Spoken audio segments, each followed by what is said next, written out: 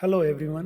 पूर्व के वीडियो में हम डिस्कस कर चुके हैं कि कंपनी द्वारा जो अपने ही अंशों और प्रतिभूतियों को वापस खरीदने के लिए कौन से सोर्स होते हैं और कहां से वापस खरीद सकती है कंपनी।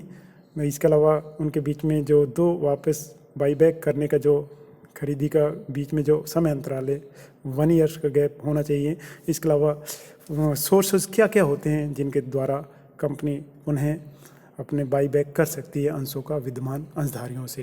तो हम इस वीडियो में हम डिस्कस करेंगे जो बाईबैक प्रोसीजर या कंपनी के द्वारा जो बाईबैक ऑफ शेयर्स या सिक्योरिटीज़ है उसका प्रोसीजर क्या होना चाहिए। सबसे पहले नंबर 1 है आपका सभा की सूचना भेजना, यानी कि कोई भी कंपनी अपने साधारण सभा में विशेष संकल्प पारित करके अपने शेयर्स और प्रतिभूतियों को वापस खरीद सकती है। अतः कंपनी को सर्वप्रथम कंपनी सभा बुलाने हेतु सभा की सूचना सभी सदस्यों को भेजनी चाहिए। उसमें कुछ इंपॉर्टेंट फैक्ट्स होते हैं, विवरण एक्सप्लेनेटरी या व्याख्यात्मक नोट भेजने चाहिए सभी सदस्यों को, जिसमें सभी महत्वपूर्ण तथ्यों को डिस्क्लोज करना चाहिए।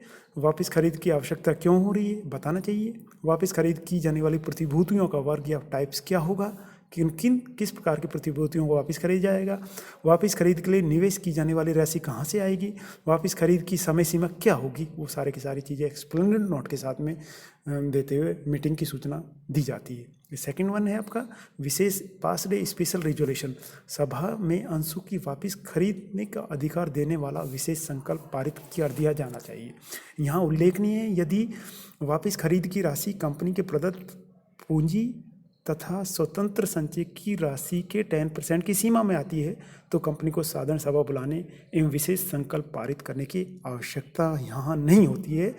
ऐसी स्थिति में यदि कंपनी का संचालक मंडल एक समुचित संकल्प पारित कर इस सीमा में अंशों को वापस खरीद कर सकती है। अधिकृत है board of directors who is competent two by back और पास्ट ए सच रेजोल्यूशन। यदि whereas it is concerned with the buyback of more than 10% of paid capital, there is a special resolution is required by the general meetings. Third one, इसके अलावा शोधन क्षमता की घोषणा करना। अंशों के वापस खरीद का विशेष संकल्प पारित करने के बाद किंतु वापस खरीदने से पहले कंपनी को शोधन क्षमता सॉल्वेंसी की घोषणा करनी पड़ती है। यह घोषणा इस आशय की होती है कि कंपनी के संचालक बोर्ड ऑफ डायरेक्टर्स ने कंपनी के संपूर्ण मामलों की इन्वेस्टिगेशन कर ली है तथा दायित्वों को पूरा कर लिया है। यह घोषणा निर्धारित प्रारूप में होती है। इसके अलावा शपथपूर्ण प्रमाणित होते अटेस्टेड होती है। इस पर कम से कम 2 संचालकों के हस्ताक्षर या सिग्नेचर्स होते हैं। यह घोषणा सेबी तथा रजिस्ट्रार को प्रस्तुत की जाती है। वापस खरीद के संकल्प बाईबैक संकल्प का क्रियान्वयन, जो रेजोल्यूशन संकल्प पारित किया है जीएम में संचालक मंडल सभा द्वारा, उसे एक पास होने की एक तिथि के 1 वर्ष के भीतर कंप्लीट करना होता है। इसके अलावा फिफ्थ वन है पूंजी शोधन संचय खाते में धनराशि का अंतरण, यानी जब कोई कंपनी अपने अंशों को वापस खरीद स्वतंत्र संचयों में से करती है तो कंपनी वापस खरीदे गए अंशों के अंकित मूल्य के बराबर राशि पूंजी शोधन संचय खाते में ट्रांसफर कर देती है, जिसे हम कैपिटल रिडम्पशन रिजर्व अकाउंट कहते हैं। और इसका अकाउंट्स का यूज कंपनी के द्वारा बाईबैक करते समय किया जाता है। इसके बाद प्रतिभूतियों को नष्ट करना। 6th वन, जब कोई कंपनी अपने प्रतिभूतियों को वापस खरीद कर लेती है तो उस प्रतिभूतियों को वापस खरीदने की अंतिम तिथि के 7 दिन के भीतर समाप्त करना होता है, नष्ट करना होता है।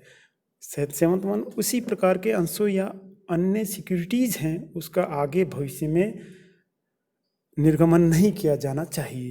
इसके बाद 8th वन है आपका वापस खरीदी गई प्रतिभूतियों का रजिस्टर, जो कि रजिस्ट्रार ऑफ कंपनी के यहाँ फाइल करना होता है। इसके अलावा security exchange board of India यानी सेबी को भी उसकी एक सूचना या उसकी एक फाइलिंग सौंपनी पड़ती है। इसके अलावा एक रिटर्न्स तैयार होती है जो बाईबैक का विवरण या स्टेटमेंट तैयार किया जाता है। उनकी यानी कि अंशों प्रतिभूतियों की वापस खरीद पूरी होने के 30 दिनों के भीतर आरओसी तथा सेबी को एक खरीद से संबंधित एक विवरण फाइल करनी पड़ती है। जिस कंपनी के अंश मान्यता प्राप्त स्कंद स्टॉक एक्सचेंज में सूचीबद्ध नहीं है तो उसे सेबी के यहाँ इस तरीके से एनुअल रिपोर्ट्स प्रस्तुत करना नहीं होती है, या स्टेटमेंट ऑफ बाईबैक उसे सबमिट नहीं करना पड़ता है। इसके अलावा यहाँ कुछ पेनल्टी इम्पोज की गई है। यदि उस स्थिति में कंपनी यदि जो प्रावधान हैं, प्रोविजंस हैं बाईबैक के रिगार्डिंग, यदि उनमें कोई फेलियर रहता है तो उस स्थिति में कम से कम 1 लाख रुपए तथा अधिकतम 3 लाख रुपए के अर्थदंड से दंडित किया जाता है। इसके अलावा कुछ रेस्ट्रिक्शंस होते हैं, कुछ निषेध किए गए हैं।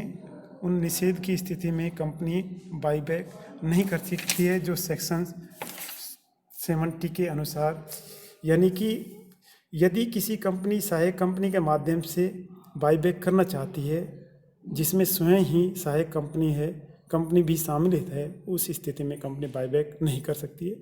किसी भी निवेश कंपनियों के समूह के माध्यम से होते हों तो उस स्थिति में बाईबैक नहीं कर सकती है। यदि कंपनी भुगतान या पेमेंट्स में डिफ़ॉल्ट हुई है, यानी जमा राशि के भुगतान या उस पर ब्याज के भुगतान में डिफ़ॉल्ट हुई है, या ऋण पत्रों या पूर्वाधिकार अंशों के शोधन रिडम्पशंस में यदि डिफ़ॉल्ट हुई है कंपनी, या किसी अंशधारी के लाभांश डिविडेंड्स के भुगतान में कंपनी फेलियर हुई है, या तो उस स्थिति में किसी लोन के प्रीपेमेंट करने में कंपनी फेलियर रही, तो उस स्थिति में जो बाईबैक है वो नहीं किया जाता है। इसके अलावा किसी भी वित्तीय संस्था अथवा बैंक को अवधि ऋण के पुनर्भुगतान या उस पर देय ब्याज के भुगतान के संबंध में कंपनी फॉल्ट हुई है, तो उस स्थिति में बाईबैक नहीं कर सकती। तो सभी को बहुत बहुत धन्यवाद। थैंक्स।